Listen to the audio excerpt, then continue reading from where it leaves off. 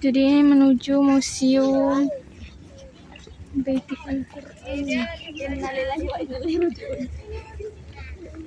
Wiwi, bacaan innalillahi wa inna ilaihi raji'un. Inna nahnu nazzalna dzikra wa inna lahu Lahafizun. asik. Hot apa tuh, Wi? Apa tuh? Apa ya itu? Kopi, Wi. Kopi. Kopi asik.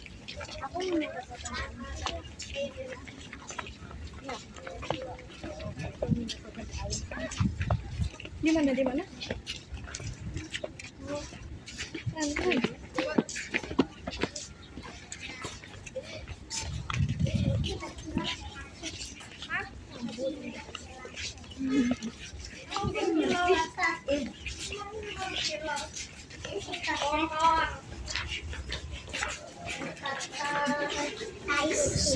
Masya Allah. Tapi nggak kenapa nggak ngeliat dulu.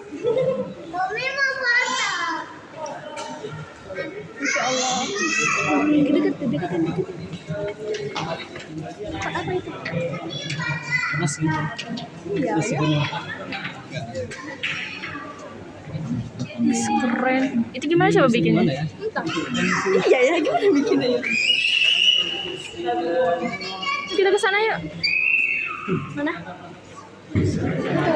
Ya dong. Ya dikit. Mana yang mau jelasinnya? Asik. Ada miniatur ini dia. Mana? Ini lihat ya. Oh.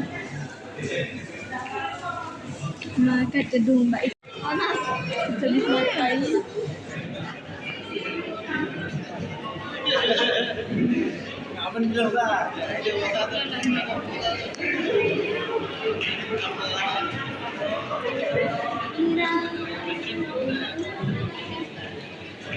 Pertama kita dari Baitul Quran, namanya Mushaf Al-Quran Wonosobo. Bapak tanya sambil lihat koleksi aja, ya. Nah, itulah koleksi pertama kita di APP Hall ini. Mushaf Al-Quran Wonosobo sejarahnya itu dikerjakan juga di Pondok Pesantren Al-Asy'ariyah pimpinan Kiai Muntoha. Ya, dibuatnya juga masih tergolong muda ya, karena baru dikerjakan pada tahun 1991 bulan Oktober tanggal 16. Kemudian diselesaikan pada bulan Februari tanggal 5 tahun 1993. Uniknya, Al-Quran sebesar ini hanya dikerjakan oleh 2 orang santri dari Polres Al-Asy'ariyah. Dan ya, sekolah kontennya sampai sekarang masih hidup dan sebagai penulis langganan ya, penulis Al-Quran besar. Namanya adalah Bapak Hayatuddin. Mungkin di kalangan santri lain kali kenal Bapak Hayatuddin. Kalau misalnya beliau memang orang musik ya, sains Al-Quran. Sampai sekarang beliau terakhir mengerjakan Al-Quran besar untuk Bapak Presiden Joko Widodo. Nah, sejarahnya kemudian kedua santri tersebut ya melakukan penulisan ini waktunya dua kali dalam pekerjaannya. Pertama pagi hari jam 7:30 sampai jam 12 siang. Karena ketika itu baru berumur 28 tahun, siangnya melanjutkan kuliah karena beliau aktif sebagai mahasiswa Fakultas Tarbiyah. Nah, kemudian dilanjutkan doa Isya sampai 8:30 malam. Kemudian juga hampir biasanya menulis Al-Quran fenomenal dan monumental itu ada amalan khusus ya. Nah itu wajib sepertinya ya para potong itu mengamalkan. Di antaranya memang selalu menjaga wudhunya, kemudian melakukan sholat sunnah, dan yang terakhir mereka dalam puasa sepanjang tahun kecuali hari raya besar Islam. Nah ini selama pengerjaan besar Al-Quran Wonosobo, 2 orang santri itu mengamalkan amalan tersebut. Untuk ukurannya, singkatnya, Al-Quran ini dibuat dari kertas karton manila putih yang berukuran tinggi atau panjangnya itu sampai 2 meter, ya, serta lebarnya ini sampai 1,5 meter, dan pembentukan kertas sebanyak 303 lembar. Berarti total halamannya kurang lebih 605 halaman. Dan berat Al-Quran mushaf ini adik-adik semuanya totalnya mencapai 165 kg. Karena apa? Ditambah berat nih, ya. Cover dari Al-Quran Wonosobo ini terbuat dari kain jati. Dan lemari penyimpanannya pun seperti lemari baju kita yang ada di rumah, bukan lemari plastik, tapi lemari kain jati juga. Nah ini semua diletakkan di ruangan ini. Tujuannya adalah ya pembuatan ini ternyata untuk diberikan hadiah kepada Bapak Presiden Soeharto. Nah itu tujuannya. Karena kertas-kertas ini ya adalah hasil sumbangan dari Menteri Penerangan yang bernama Bapak Harmoko. Kemudian setelah Al-Quran ini telah selesai, menghadaplah Menteri dan Bapak Menteri Agama ketika itu bernama Bapak Tarmizi Tahir. Nah kemudian Bapak Tarmizi Tahir inilah yang membuat ide untuk mendirikan museum. Nah tadi kan sebelumnya diceritakan ada festival Istiqlal pertama dan festival Istiqlal kedua. Nah itu faktor-faktor yang bisa menjadikan museum ini berdiri. Nah itu semua faktornya sangat mendukung sekali. Kemudian ada koleksi kedua. Tadi Al-Quran paling besar di bait Al-Quran. Dan yang kedua itu Al-Quran paling kecil. Mungkin nggak kelihatan ya yang di ujung dan di belakang sini. Nah itu namanya Mushaf Cetak Istanbul. Nah ini tradisi Mushaf Cetak Istanbul sebenarnya sudah ada ya sejak abad 17 Masehi ya ketika kerajaan Turki Utsmani. Tapi yang kita miliki adalah koleksi Al-Quran cetak Mushaf Istanbul tahun 1980. Kalau di Indonesia sendiri, Mushaf Istanbul itu sudah dikenal dengan mushaf-mushaf yang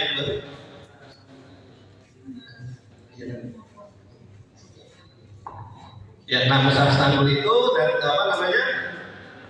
Kalau di Indonesia terkenal mushaf-mushaf klenik ya sebagai bentuk jimat dan lain sebagainya. Itu bisa dicek untuk nanti ya kalau misalnya lagi santai. Nah mungkin itu aja. Sekarang kaidah sudah ada. Mungkin yang laki-laki dulu ya bisa berdiri. Kita langsung saja keliling ke area tata pamer. Dan untuk yang wanitanya menunggu Si mata batin nih. Mata batin lucu banget. Dia kan pakai mata batin batin.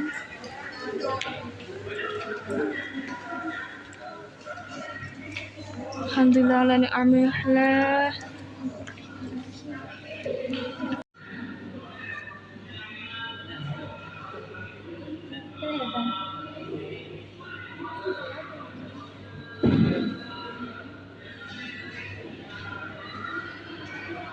Ini di-sket dulu gak sih?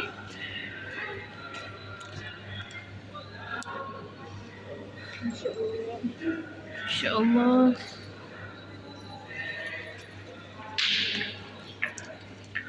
Atau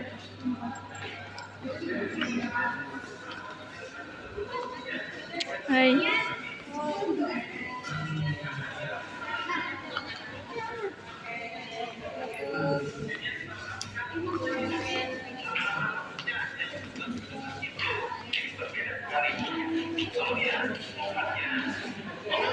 Siapa nih?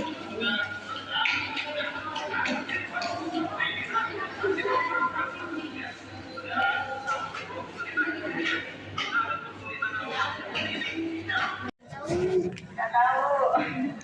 Yang tahu nanti dapat souvenir. Ada yang tahu? Ada yang mau nebak? Ayo searching. Namanya adalah Mushaf Al-Antaliyah. Kalau kita bisa buka covernya, itu ada tertulis di sini namanya adalah Mushaf Al-Antaliyah. Jadi bukan Mushaf Wonosobo ya. Intinya kita lihat di sini adalah nama lainnya. Jadi nama aslinya tertutup oleh apa namanya sampulnya. Seperti itu kan. Kebetulan karena beratnya itu sangat berat sekali ya. Jadi kita bisa sampai 300 di berbagai tempat publik ya. Antara lain di mall ya. Maupun juga satu-satu tapi karena kondisinya ada tahun-tahun semakin kurang baik ya karena selalu buka gitu ya selalu dibiarkan maka akhirnya dilakukan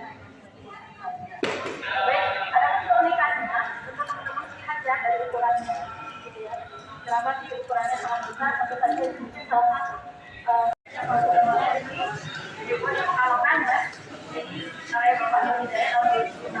Nah, barangkali kalau teman-teman yang berkunjung tahun 2016 ke sini, ini merupakan koleksi baru yang kami tampilkan ya. Ini merupakan buku sama ukuran 1 juz yang awalnya terinspirasi itu dari penulisan Musaf serupa di Masjid Agung Pekalongan. Ya, kemudian Bait Al-Quran meminta Pak Hidayat untuk menuliskan kasih 1 juznya untuk koleksi kami.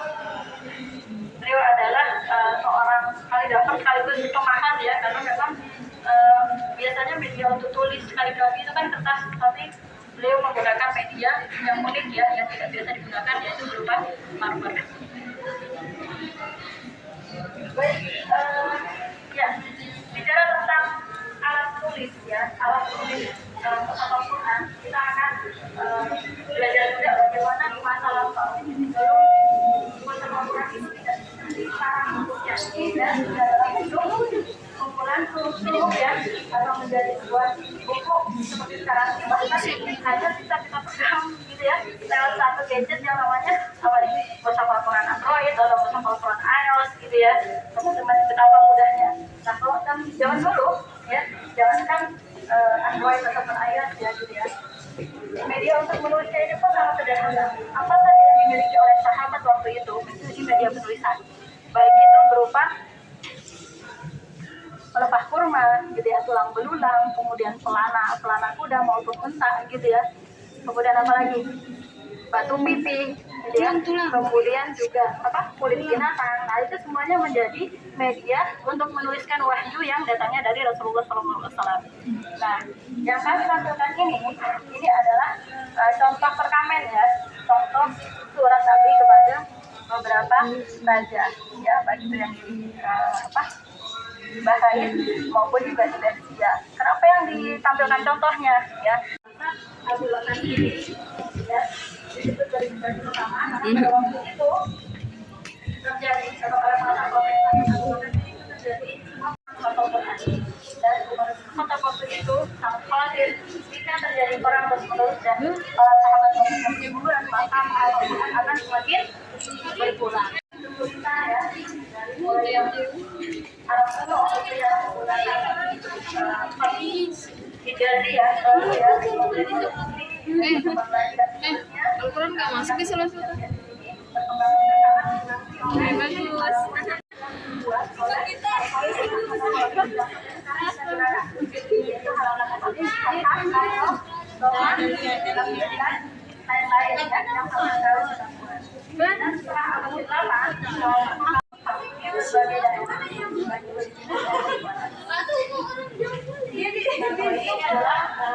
Di sini katanya di sini.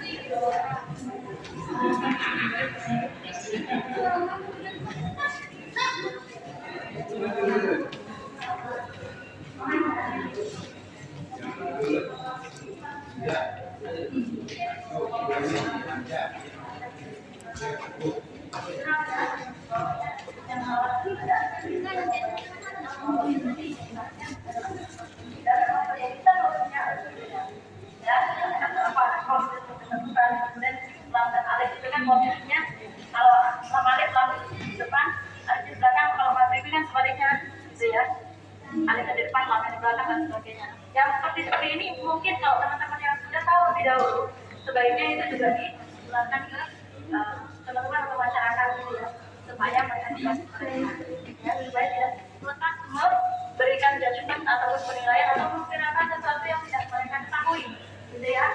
Nah, tentunya sebagai ahli Quran yang punya kewajiban untuk memberikan edukasi kepada masyarakat ya, gitu karena yang tahu tentunya lebih bisa menjelaskan kepada masyarakat. Jadi ada beberapa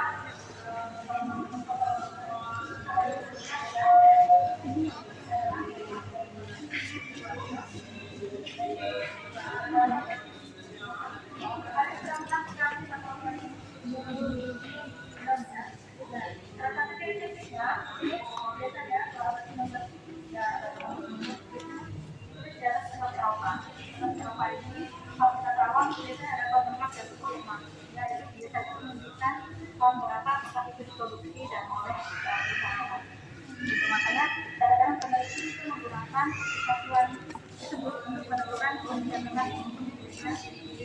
kan kemudian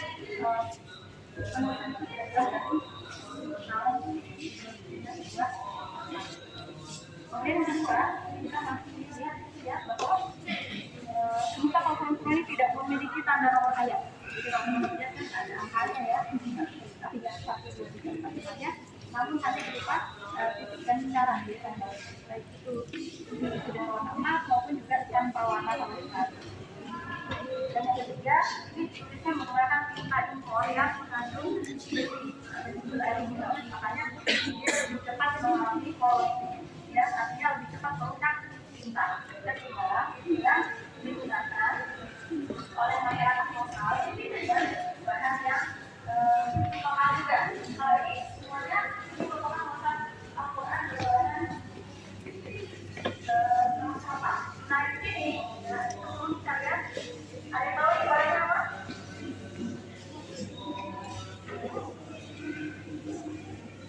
Ya, ini adalah menggunakan Jika apa? Ini juga cantik kan?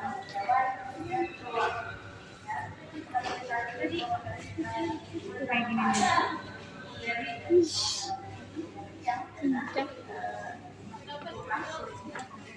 Kemudian didiamkan beberapa waktu ya, kemudian dipukul lagi sampai dia membentuk lapisan-lapisan yang stabil ya seperti ini dan bisa ditulis. Nah ini biasanya lebih kuat atau lebih tahan lama ketimbang kertas Eropa ya secara bahan karena dia berserat dan seratnya padat. Kemudian yang kedua dia ditulisnya biasanya dengan menggunakan tinta lokal ya, tintanya itu pakai seperti beras ketan hitam gitu ya, dicampur arang gitu biasanya. Dan itu lebih awet ketimbang yang tadi. Yang tadi itu biasanya mengandung besi dan lebih cepat merusak kertas. Jadi kertasnya lama-lama kelamaan itu seperti terbakar ya, hitam terbakar kemudian bisa rapuh dan hancur. Ini adalah salah satu contoh mushaf Al-Quran dari Aceh. Nah ini ada keistimewanya yaitu iluminasinya. Jadi kalau mushaf yang kuno dengan iluminasi indah itu hampir bisa dipastikan ya biasanya berasal dari kalangan istana. Ya, biasanya ada di halaman awal, tengah dan akhir iluminasinya. Seperti itu. Ini adalah mushaf Jawa. Nah, mushaf yang Jawa ini kita menggunakan jenis kertas dari luar negeri. Jadi kertas lokal, bukan kertas impor. Ya, itu lebih awet ya. Kalau kita lihat makin lama makin tajam malah ya ininya ya. Karena ya ceritanya. Kalau dimakan rayap itu masalah penyimpanan sih sebenarnya. Jadi bagaimana kita tingkat-tingkatkan menggunakan supaya ini aman dari gangguan binatang gitu ya, supaya dia tetap aman. Kalau semua bahan sebenarnya cenderung bisa rusak gitu, baik karena alam maupun juga karena binatang. Kalau ini adalah ya Join.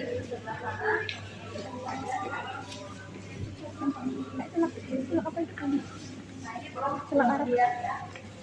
Apaan ini? Ini baru yang kaya kan? Itu untuk nulis.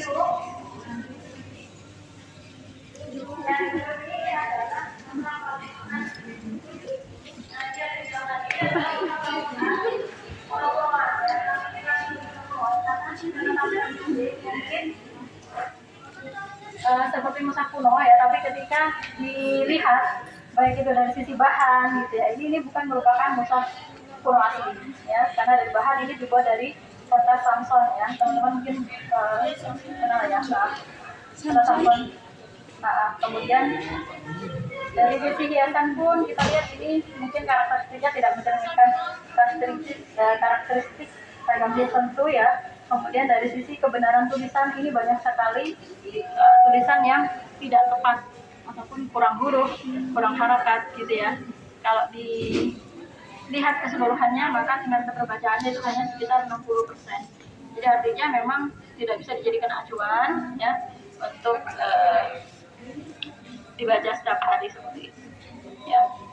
Nah, kenapa Al-Quran jenis ini muncul di masyarakat? Karena untuk keperluan komersial, ya. Jadi misalnya untuk souvenir saja. Baik keren ya, kayak kuno. Yang kedua, ada juga yang menjadikannya sebagai bahan pembuat cerita. Akhirnya orang pengen terkenal. Ya. Dan awal dari kanan kiri, alamat bel dari kiri ke kanan seperti membaca huruf Latin. Ya. Ini untuk membacanya kita harus tahu Latinnya antara huruf Arab Hijaiyah ke huruf Arab Braille. Ya, kalau huruf Arab Braille itu kan diwakili dengan satu karakter itu 6 titik gitu ya. Kalau huruf biasa kita kan bisa membayangkan ya bentuknya ya satu huruf lengkap. Nah, untuk harakat pun itu letaknya tidak sama dengan mushaf Al-Quran biasa. Kalau mushaf Al-Quran awas ini kan ada di atas, di bawah, gitu ya. Nah, kalau yang ini itu semuanya di samping. Misalnya gimana? Misalnya kita mau menulis Bismillah gitu ya. Maka yang ditulis hurufnya terlebih dahulu adalah ba, kemudian kasroh, kemudian apa? Sin, kemudian sukun, kemudian mim, ya kasroh dan seterusnya. Bisa dibayangin ya betapa panjangnya. Makanya gerakan tangannya itu harus cepat untuk meraba keseluruhan huruf tersebut. Ya, makanya, ya betul. Makanya kadang kita melihat kalau teman-teman itu tangannya bergerak dulu ya, baru dia baca. Karena dia harus membaca yang sebelumnya itu harus dibaca dulu baru seperti itu. Kita beralih kemana? Ya, kalau ini terkait pencetakan Al-Quran di Nusantara, ya ini pencetakan yang kedua kalau kita beralih tahun 1848 gitu. Jadi kebetulan belum kita ambilkan di sini, kita ambilkan di pusat dokumentasi Al-Quran. Kalau teman-teman punya waktu banyak, nanti bisa berkunjung lagi kemari, bisa lihat musaf Al-Quran dari tahun 50-an sampai 2017 ya di pusat dokumentasi Al-Quran. Oh iya, kalau yang ini musaf contoh-contoh musaf Al-Quran terbitan luar negeri, salah satunya terjemahan dari Korea dan juga dari Pakistan. Ya, sebenarnya masih banyak ya Al-Quran terjemah luar negeri atau terbitan luar negeri yang kita tampilkan, tapi semuanya ada di pusat dokumentasi Al-Quran. Kalau mau belajar lagi lebih dalam ataupun ada pendidikan terkait Anak Korea. Wih, Masya Allah. Korea, foto Korea. Bajunya.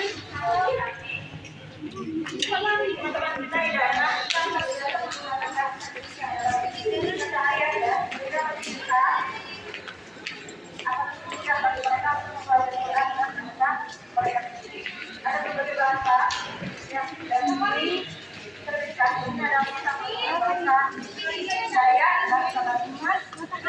bahasa Mansa kira iya kakak kami. Jangan bergerak dong.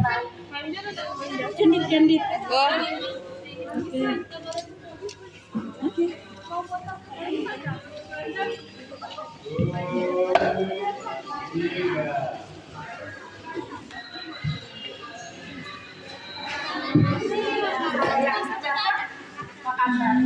Ada bahasa Sunda nggak?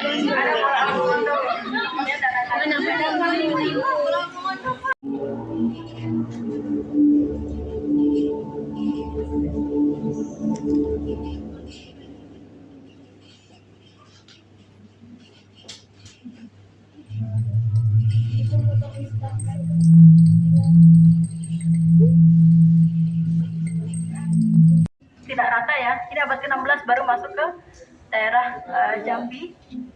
Kemudian Palembang itu abad ke-15 ya. Kemudian di ujung sini ini ada yang di Ternate ini pun ada di abad 13. Ya. Bahkan di Tidore ini abad ke-11 sudah masuk. Ya, kalau di Jawa sendiri itu dihubungkan dengan masuknya Islam di daerah Gresik yang sezaman ya, semasa dengan Kesultanan Tidore. Jadi memang ketika ada yang menyampaikan bahwa Islam itu ada yang masuk abad 7, abad 13 gitu ya, dan lain-lain, itu memang ada argumen atau ada buktinya masing-masing yang menunjukkan bahwa itu berasal dari penelitian dan memang ada benda ataupun artefak tinggalan yang menjadi buktinya. Nah, setelah dari kerajaan Majapahit, jadi pada masa itu waktu itu berkembang pula Islam ya, di daerah yang sama dan agama yang sudah ada ya. Dan kita lihat di sini bukti akulturasi budaya. Ini merupakan misa-misa yang khas Troloyo ya, khas daerah tempat tidak dipengaruhi oleh bentuk-bentuk misa dari negara lain seperti misalnya yang terjadi pada Musaf yang ada di Aceh. Jadi kan kita lihat ya bentuknya itu dipengaruhi oleh budaya Persia gitu ya, dan rata-rata dibuatnya tidak dari jenis batuan lokal, biasanya juga impor gitu ya, berupa marmer dan sebagainya, tidak seperti ini ya. Dan yang menjadi ciri khas adalah ini merupakan ciri khas ya, misalnya ada di Majapahit, ini ada apa ini, Sinar Majapahit namanya ya. Kemudian di belakangnya lagi ini ada tulisan La ilaha illallah. Ini merupakan bentuk nisan yang lazim ada pada masa itu. Majapahit itu Kian Santang. Kalau yang Santang itu kan Siliwangi ya.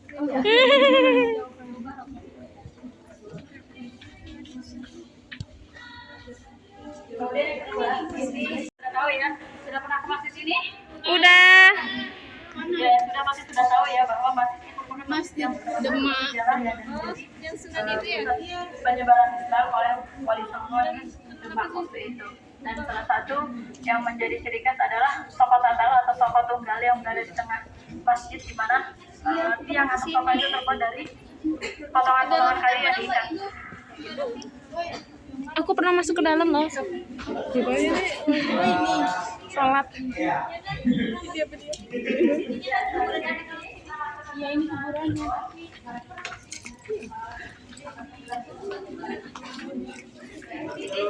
Tinggalannya berupa ini. Ada yang tahu nggak ini apa? Enggak. Ini namanya Mustopo atau Momolo. Ini merupakan puncak atap masjid kuno. Kalau sekarang namanya Kubah. Ya, kenapa bentuknya begini? Ini ada filosofinya sendiri. Ada yang tumpang 1, tumpang 2, tumpang 3, atau bahkan yang tidak bertumpang, sederhana. Gitu. Ya. Momolo atau Mustopo. Kalau sekarang kita menyebutnya tanah liat. Ya. Nah, sekarang di masa modern masih ada beberapa daerah yang mempertahankan adanya Momolo ini, tapi dengan bahan yang lebih modern, yaitu misalnya stainless. Jadi kalau misalnya teman-teman jalan-jalan ke daerah mana ya, Jogja misalnya, nah itu masih ketemu kayak gini. Ada yang pengrajin Momolo, tapi bentuknya bukan bentuk yang bahannya itu sudah stainless seperti kubah sekarang. Nah ini tadi yang saya sampaikan, ini adalah makam Ibrahim ya. Nah ini sudah memiliki atau mengandung pengaruh dari negara lain ya. Kalau kita lihat makam-makam di Mumbai, India itu yang kuno itu mirip-mirip seperti ini bentuknya, Persia gitu dan sebagainya. Kemudian ini dianggap sebagai makam nisan yang cukup tua ya. Di Gresik tadi masih. Ini udah ada fotonya juga ya? Sudah ada di buku sejarah ya, teman-teman sudah baca di abad ke-11. Kayaknya aku pernah lihat sebagai yang wanita bisa. yang memang berperan dalam penyebaran Islam di daerah Leran Gresik. Can I touch? Ya, untuk yang selanjutnya ini adalah kesultanan yang ada di Indonesia, yaitu selatan, selatan, ya. Kemudian juga ada yang seperti ini, ya, hanya seperti apa? Kayu, tiang, seperti penanggal petir, ya. Kalau kita di daerah Jawa mungkin kita akan aneh melihatnya, ya. Tapi teman-teman yang di Kalimantan mungkin terbiasa melihat yang seperti itu. Nah, kemudian ada yang guci dan sebagainya. Ya, ini merupakan bukti bahwa Islam itu ya masuknya dengan ini ya, dengan jalan damai gitu ya, tidak mengubah budaya yang sudah ada, tapi hanya berakulturasi ya dengan budaya yang ada. Ini seperti misalnya Masjid Palembang ini kan seperti kelenteng ya kalau dilihat sekilas, padahal itu masjid sama dengan yang ada di bangunan-bangunan lain. Ini misalnya Masjid Sang Cipta Rasa di Cirebon juga begitu. Kita lihat dari Kori Agungnya, dari pintu masuknya, itu pun sudah memperlihatkan bahwa terjadi akulturasi budaya ya. Ini seperti ukurannya orang Hindu, padahal itu adalah masjid. Tapi tidak ada masalah gitu, tidak ada yang tidak ada yang bersinggungan gitu ya dengan akidah gitu. Selama itu tidak mengganggu keyakinan, tidak ada masalah dengan itu. Ini hanyalah desain yang menunjukkan bahwa Eropa. Dan harapan kami sebenarnya semakin banyak yang disampaikan di sini oleh teman-teman LMK ya. Jadi berapa tahun lalu dia? 30 tahun lalu ada. Pakai apa itu ya? Ini tekstur itu ya pakai sin solat dicampur dengan yang putih. Ini diketok nggak tahu kecuali kena bom atom baru. Semua berubah.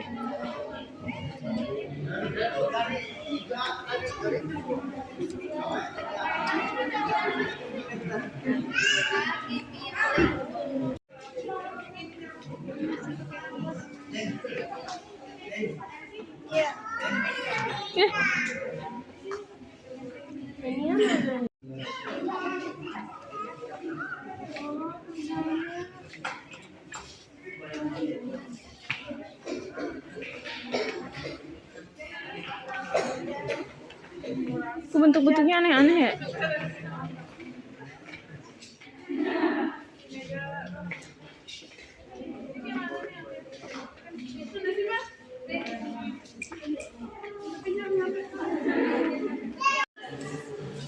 Hai, aku mau mengenalkan ke kalian. Ini tuh, nah ini adalah cabang dekorasi. Lalu ini adalah mushaf.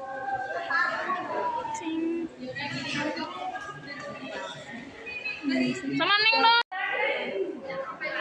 Sayangi dan layani sesamamu, karena hati kita semua bersaudara.